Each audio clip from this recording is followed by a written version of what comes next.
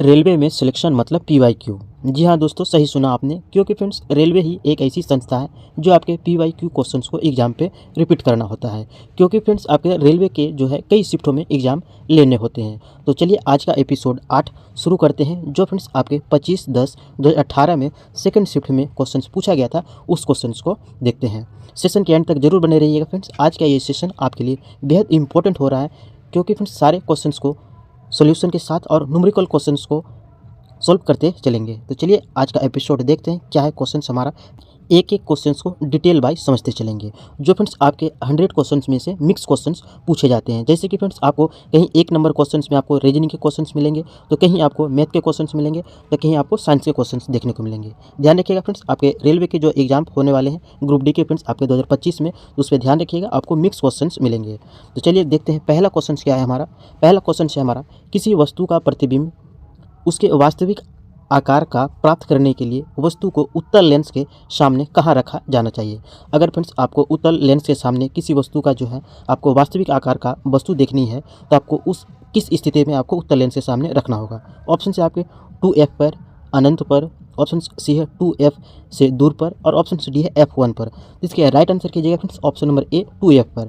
2F पर आप अगर रखते हैं उत्तल लेंस के सामने किसी वस्तु को, तो आपको जो है उसी आकार का प्राप्त होगा। तो ध्यान रखिएगा फ्रेंड्स, आपके उत्तल लेंस में जो प्रतिबिंब बनता है वो आपके वास्तविक आकार का बनता है और उल्टे आकार का बनता है। इसमें फ्रेंड्स आपको यही चीज़ प्राप्ति होगा कि समान आकार का प्राप्ति होगा, यानी कि वास्तविक आकार का प्राप्ति होगा। किस स्थिति पे? तो आपके 2F1 की स्थिति पर। अगला क्वेश्चन है हमारा, 5वां क्वेश्चन पूछा गया आपके, मिट्टी के बर्तन में रखा जल गर्मियों में भी किसके कारण ठंडा रहता है। मिट्टी के बर्तन में जो फ्रेंड्स गर्मियों के दिन में भी जो ठंडा जल की प्राप्ति होती है, वो किस गुण के कारण आपको मिट्टी के बर्तन में जो है ठंडे जल मिलते हैं। तो किसके कारण, किस गुण के कारण? तो उसके राइट आंसर कीजिएगा ऑप्शन नंबर ए, वाष्प उत्सर्जन के कारण। वाष्प उत्सर्जन की क्रिया जो है फ्रेंड्स मिट्टी के बर्तन में होती है, जिसकी वजह से आपको ठंडे जल की प्राप्ति होती है। अगला क्वेश्चन है हमारा 9वां क्वेश्चन। 9वां क्वेश्चन आपके पूछे गए थे, किसी ऊंचाई पर एक वस्तु की स्थितिज ऊर्जा को क्या कहते हैं।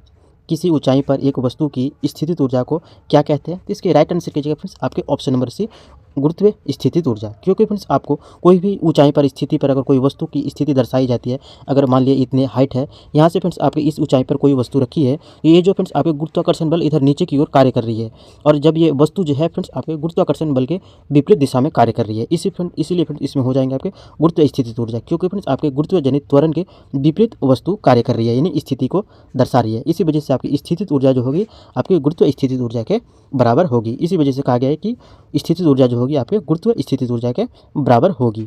अगला क्वेश्चन है हमारा 12वां क्वेश्चन, धातु क्षय नहीं होता है, ऐसी कौन सी धातु है जो आपकी क्षय नहीं होती है। ऑप्शन है आपके मैग्नीशियम, लोहा, कैल्शियम, प्लेटिनम। इसके राइट आंसर कीजिएगा option number D, platinum. Platinum ऐसी धातु है फ्रेंड्स जिसमें क्षय नहीं होते हैं। बाकी आपके मैग्नीशियम, कैल्शियम और लोहे जो है इसमें जंग लगते हैं, यानी कि क्षय होते हैं। अगला क्वेश्चन पूछा गया था आपका 16वां क्वेश्चन।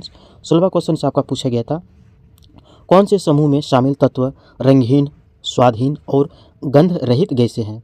यानी कि फ्रेंड्स आपके आवर्त सारणी में जो फ्रेंड्स 18 समूह होते हैं, उन 18 समूह में ऐसा कौन सा समूह है फ्रेंड्स जिसमें आपके जो गैसें की प्राप्ति होगी आपको रंगहीन होगी, स्वादहीन होगी और गंध रहित होगी। इसके राइट आंसर कीजिए फ्रेंड्स आपके ऑप्शन नंबर डी, शून्य समूह। शून्य समूह में जो फ्रेंड्स आपको गैसों की प्राप्ति होगी रंगहीन होगी, स्वादहीन होगी और गंधहीन होगी।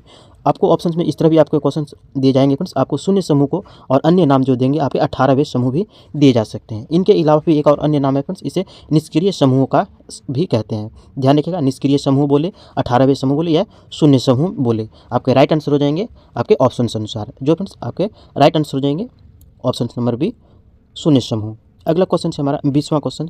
20वां क्वेश्चन पूछा गया था, निम्नलिखित विकल्पों में से सबसे तन्य धातु कौन सी है। काफ़ी इजी क्वेश्चन है फ्रेंड्स, आपके रेलवे के एग्जाम पे इसी तरह के क्वेश्चन, छोटे छोटे क्वेश्चन जो आपके साइंस के क्वेश्चन देखने को मिलेंगे। हालांकि कुछ ऐसे प्रश्न होंगे न्यूमेरिकल के क्वेश्चन जो आपको थोड़े बड़े देखने को मिलेंगे, लेकिन फ्रेंड्स आपके जो क्वेश्चन का लेवल जो होगा आपके सारे क्वेश्चन 10th लेवल के स्तर का होगा। तो चलिए इसके राइट आंसर कीजिएगा ऑप्शन नंबर सी, सोना, यानी कि AU, जिसे फ्रेंड्स गोल्ड कहते हैं। तो ध्यान रखिएगा, सोना जो है इसमें सबसे तन्य धातु मानी जाती है। किससे? सोना को।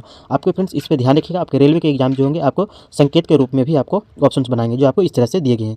यही चीज़ को फ्रेंड्स आपको अगर सोना के रूप में लिखा जाता है इस तरह से, तो आप आसानी से इसका सॉल्व कर लेते हैं, लेकिन फ्रेंड्स आपको संकेत के रूप में दिया गया है। तो ध्यान रखिएगा फ्रेंड्स, आपके ऑप्शन जो बनेंगे आपके किसी भी रूप में हो सकते हैं।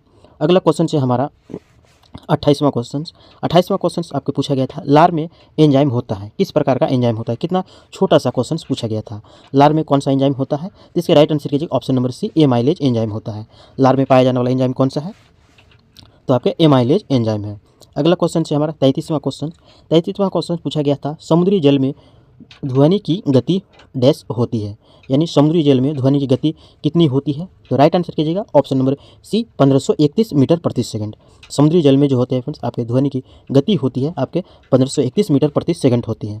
और यही अगर फ्रेंड्स बोले साधारण जल में, तो साधारण जल में जो ध्वनि की गति होती है वो आपके 1449 मीटर प्रति सेकंड होती है। और वायु में अगर ध्वनि की बात करें फ्रेंड्स, तो ध्यान रखिएगा वायु में ध्वनि की चाल जो होती है 332 मीटर प्रति सेकंड होती है। ये 3 चीज़ आपको ध्यान रखना है फ्रेंड्स। क्या पता आपके अगले शिफ्ट में जो आने वाले एग्जाम होंगे, तो क्या पता आपके समुद्री जल में पूछे गए, आपके अगली बार जो है आपके साधारण जल में पूछे जाने की संभावना बनती है। तो ध्यान रखिएगा, आपके ये तीनों पॉइंट्स आपको ध्यान रखना है। अगला क्वेश्चन से आपके सल्फर की परमाणुकता होती है। आगे फ्रेंड्स कल ही वाले क्वेश्चंस मैंने ये क्वेश्चंस आपको कराया था, सल्फर की परमाणुकता कितनी होती है। आगे है ना आपके एक ही शिफ्ट में जो एग्जाम हुआ था, अगले शिफ्ट में यानी अगले डे पे आपको रिपीट क्वेश्चंस एक क्वेश्चंस मिल गया। इसके राइट आंसर कीजिएगा ऑप्शन नंबर ए, बहुपरमाणुकता होती है। सल्फर की परमाणुकता कैसी होती है, तो बहुपरमाणुकता होती है। अगला क्वेश्चन से हमारा 38वां क्वेश्चन पूछा गया था आवर्त सारणी से रिलेटेड।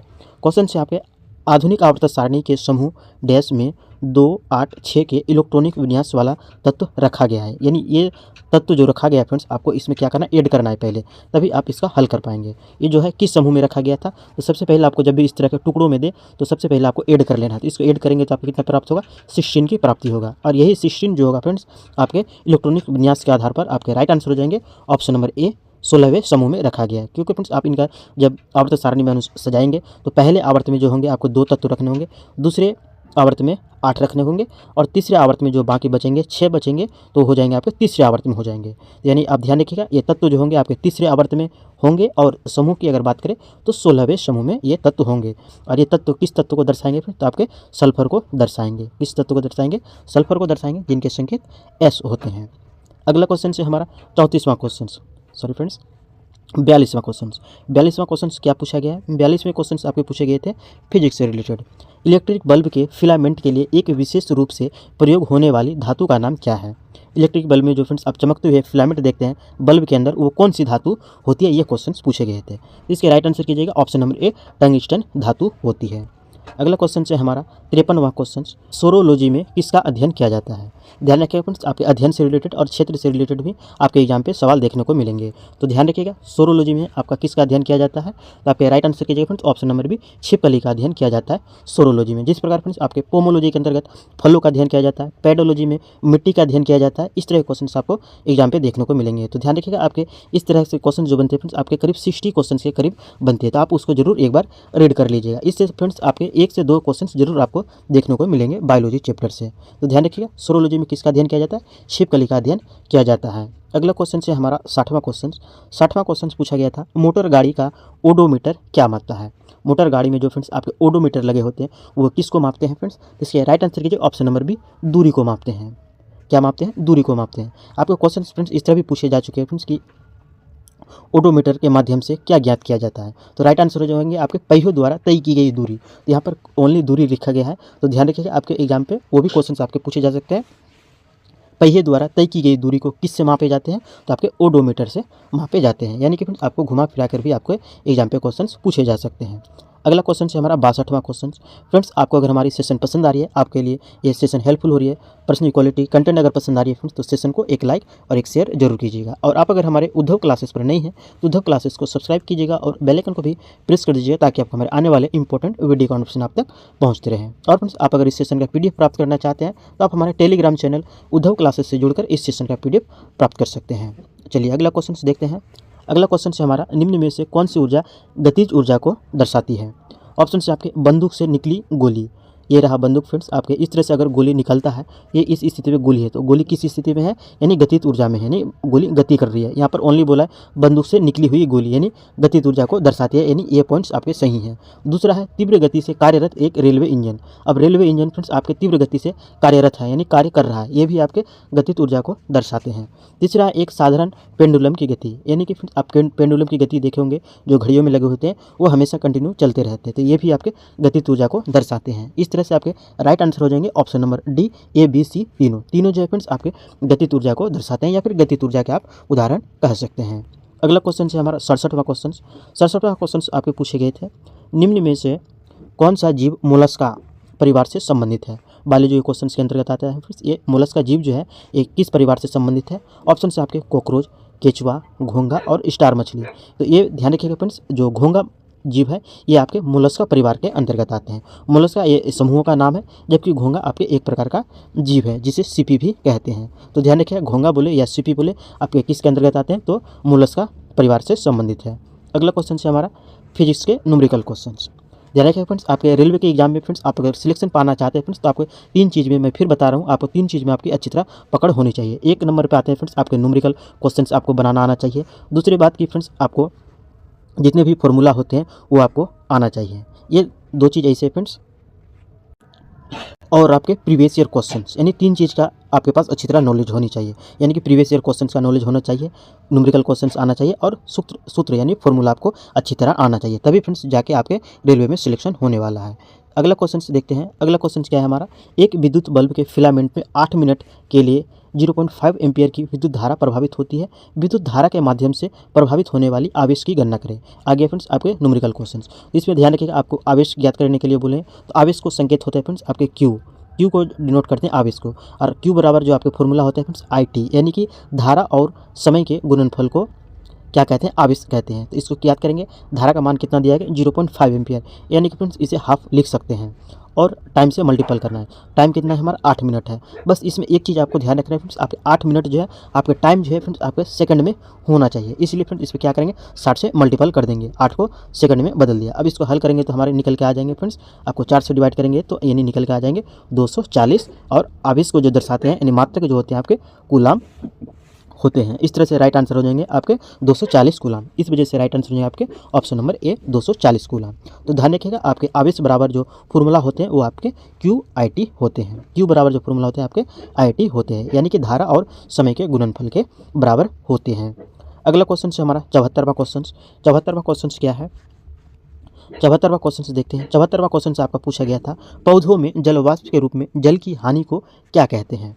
पौधों में जो फ्रेंड्स जलवाष्प के रूप में जल की हानि होती है उसे क्या कहते हैं। इसके राइट आंसर कीजिएगा ऑप्शन नंबर डी, वाष्प उत्सर्जन कहते हैं। अगला क्वेश्चन है, टेरिडोफाइटा समूह के पौधों में नहीं होता है, क्या नहीं होता है। टेरिडोफाइटा के समूह के पौधों में क्या नहीं होते फ्रेंड्स, तो ध्यान रखिएगा, आपके कोई भी पौधा है तो उसमें तो पत्ते जरूर होंगे, तने भी जरूर होंगे, जबकि तना ये भी जरूर होंगे, लेकिन ये जरूर संभावना नहीं है, क्योंकि आप लते वगैरह देखें उसमें तने नहीं होते हैं, और ऐसे जलीय पौधे देखेंगे लेकिन उसमें तना नहीं होते हैं। लेकिन ये पुष्प ऐसा चीज़ है फ्रेंड्स जो आपके टेरिडोफाइटा समूह के पौधे में नहीं देखने को मिलता है। इस वजह से राइट आंसर हो जाएगा आपके ऑप्शन नंबर बी, पुष्प। नेक्स्ट क्वेश्चन है हमारा 78वां क्वेश्चन, पृथ्वी वस्तुओं को अपनी ओर आकर्षित करती है, इसका क्या कारण है। कोई भी वस्तुओं को जो है, सभी वस्तुओं को पृथ्वी जो है अपनी ओर आकर्षित करती है, यानी कहने का मतलब है सतह की ओर आकर्षित करती है। यह कारण क्या है, किस गुण के कारण होता है। इसके राइट आंसर कीजिएगा फ्रेंड्स ऑप्शन नंबर डी, गुरुत्वाकर्षण बल। गुरुत्वाकर्षण बल के वजह से ही है पृथ्वी जो है सभी वस्तुओं को अपनी ओर आकर्षित करती है। अगला क्वेश्चन है हमारा 82वां क्वेश्चन। 82वां क्वेश्चन है, डाल्टन का सिद्धांत किस पर आधारित है। डाल्टन का सिद्धांत किस पर आधारित है। इसके राइट आंसर कीजिए फ्रेंड्स ऑप्शन नंबर ए, रासायनिक संयोजन के नियम पर आधारित है। डाल्टन का जो नियम है फ्रेंड्स आपके रासायनिक संयोजन के नियम पर आधारित है। अगला क्वेश्चन है हमारा 84वां क्वेश्चन, इनमें से कौन सा मनुष्यों में पुरुष प्रजनन अंग का एक हिस्सा है। पुरुष प्रजनन का अंग का हिस्सा कौन सा है। इसमें राइट आंसर कीजिएगा ऑप्शन नंबर ए, शुक्रवाहिका। शुक्रवाहिका जो आपके पुरुषों के जनन अंग हिस्सा है। जब बाकी जो फ्रेंड्स आपके गर्भाशय हो गए, अंडाशय हो गए और गर्भाशय नाल हो गए, ये तीनों को जो है फ्रेंड्स आपके स्त्रियों के जनन अंग है। तो ध्यान रखिएगा, आपके शुक्रवाहिका ही ऐसा है जो आपके पुरुषों में आपको जनन अंग देखने को मिलेंगे। अगला क्वेश्चन है हमारा, वह ठोस पदार्थ जिसका सामान्य नाम शुष्क बर्फ है, शुष्क बर्फ को के नाम से किसे जाना जाता है। इसके राइट आंसर कीजिए option number C, carbon dioxide gas, यानी CO2 को जो है फ्रेंड्स आपके किस रूप में जाना जाता है, तो शुष्क बर्फ के रूप में जाना जाता है। अगला क्वेश्चन है हमारा, औसत शक्ति निम्न में से किसके बराबर होती है। काफ़ी इंपॉर्टेंट क्वेश्चन है और फ्रेंड्स काफ़ी डिफिकल्ट क्वेश्चन है। ये ऐसे क्वेश्चन है फ्रेंड्स, इस तरह क्वेश्चन को हल करना मुश्किल हो जाता है। तो इस तरह क्वेश्चन को आपको अनुमान तभी लग पाएंगे फ्रेंड्स जब आप प्रीवियस क्वेश्चन को देख पाएंगे, क्योंकि फ्रेंड्स आपको प्रीवियस क्वेश्चन के माध्यम से कई सारे फायदे हो सकते हैं। आपको ये अनुमान लग जाएंगे कि फ्रेंड्स आपके किस लेवल के क्वेश्चन पूछे जाते हैं, किस क्षेत्र के क्वेश्चन पूछे जाते हैं, किस तरह के घुमाकर के क्वेश्चन पूछे जाते हैं, किस टाइप के क्वेश्चन पूछे जाते हैं और किस तरह के क्वेश्चन जो है आपके आने वाले एग्जाम पे पूछने की संभावना बनती है। तो ये जो आपके 86वां क्वेश्चन है फ्रेंड्स, इस तरह के क्वेश्चन जो फ्रेंड्स आपको हल करना अनिवार्य होता है और इस तरह के क्वेश्चन को आपको जानना अनिवार्य हो जाता है। इसके राइट आंसर कीजिएगा फ्रेंड्स, आपके ऑप्शन नंबर डी हो जाएंगे, प्रयुक्त ऊर्जा और कुल समय। ये हो जाएंगे आपके किसके दर्शाते हैं, औसत शक्ति के बराबर होते हैं। शक्ति बराबर जो आपके फॉर्मूला होते हैं फ्रेंड्स, आपके शक्ति किसे कहते हैं, तो कार्य करने की दर को शक्ति कहते हैं। इस तरह से आप कह सकते हैं कार्य करने की दर को शक्ति कहते हैं, यानी कार्य ऊपर रख दिए और दर का मतलब होता है समय, तो समय को क्या करेंगे, नीचे रखेंगे। कार्य करने की दर को क्या कहते हैं, समय कहते हैं। यानी शक्ति बराबर जो फॉर्मूला होते हैं आपके कार्य करने की दर को शक्ति कहते हैं, यानी कार्य बटे समय। अब इन्हीं चीज़ को देखिए फ्रेंड्स, कार्य का यहाँ मात्रक लिखा गया है, यानी कार्य को अन्य रूप में रखा गया है, यानी कार्य बराबर होते हैं आपके ऊर्जा। तो यहाँ ऑप्शन में आपको ऊर्जा रखा गया है, यानी ऊर्जा रखा गया है और समय को समय रखा गया है, यानी कुल प्रयुक्त ऊर्जा और कुल समय को क्या कहते हैं, शक्ति कहते हैं। तो इस तरह से राइट आंसर हो जाएंगे आपके ऑप्शन नंबर डी हो जाएंगे। अगला क्वेश्चन से हमारा अगला क्वेश्चन क्या है, हमारा अगला क्वेश्चन देखते हैं। तो अगला क्वेश्चन तो समाप्त हो गया फ्रेंड्स। तो फ्रेंड्स हमारा ये 25 क्वेश्चन यहीं से समाप्त हुआ। अगर फ्रेंड्स आपको ये सेशन पसंद आई है, आपके लिए हेल्पफुल हो रही है, तो सेशन को एक लाइक और एक शेयर जरूर कीजिएगा। और आप अगर हमारे उद्धव क्लासेस पर नए हैं तो उद्धव क्लासेस को सब्सक्राइब कीजिएगा और बेल आइकन को भी प्रेस कर दीजिएगा, ताकि आपको हमारे आने वाले इंपॉर्टेंट वीडियो का नोटिफिकेशन आप तक पहुंचते रहे। और हाँ फ्रेंड्स, आप अगर इस सेशन का पीडीएफ प्राप्त करना चाहते हैं तो आप हमारे टेलीग्राम चैनल उद्धव क्लासेस से जुड़कर इस सेशन का पीडीएफ प्राप्त कर सकते हैं। अब फिर मिलते हैं इसी तरह के इंपॉर्टेंट सेशन एपिसोड 9 के साथ नेक्स्ट वीडियो में। Thanks for watching.